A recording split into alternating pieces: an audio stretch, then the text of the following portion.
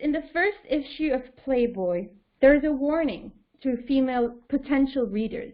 If you're a woman and you accidentally picked that magazine, please put it back where you found it. Pornographers rely on women not knowing what's going inside. MILF, mother I'd like to fuck. Stepmom, mom, mother, mature. Those are some of the most preferred terms across the world. Another theme is the one of women who look like children, and that is teen. Supposedly the women are adults and they are just made to look like children, but there is no way for a man who consumes pornography of teen to look at girls on the beach and not see that those bodies are the same. And in fact, pornographers are making fun of us. Some of the sites are called barely legal, and they know that this distinction that is made between child and woman is so minimal. Then we have the racism. Japanese is a big win in 2019.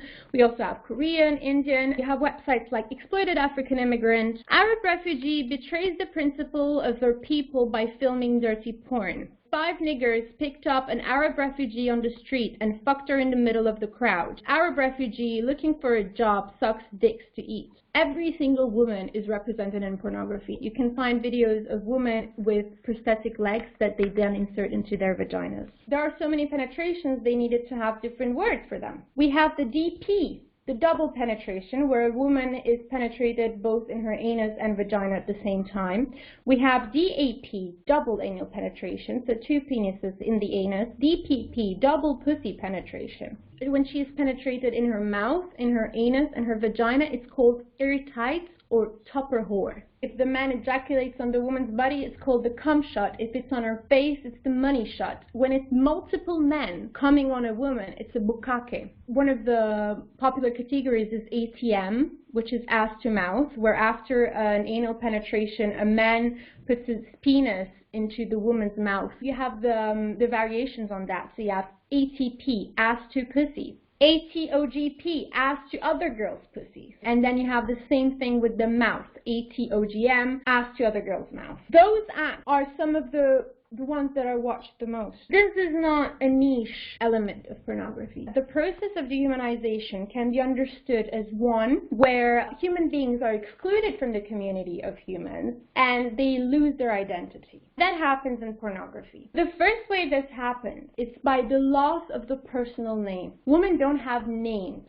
in pornography. They are sluts. They are whores. And the message is, look, she looks innocent, but now I will show you, the viewer, and her, that really she is a slut, just like all women. Another very important way in which women are excluded from the community of humans is by the loss of language. The only time she talks, she confirms what the man is saying. In pornography, she will say that she wants it more, that she has to give it to her. That's all she ever wanted. We see the woman, but we hear the man. He is saying she is a slut, and in pornography she says, I am a slut. Pornography removes from us the power to name. So urinating on a woman becomes a golden shower. Throwing sperm on her chest becomes a pearl necklace. Instruments of torture, such as handcuffs or whips, become sex toys. Acts of humiliation becomes ass to mouth. Choking becomes breastplate. Anal prolapses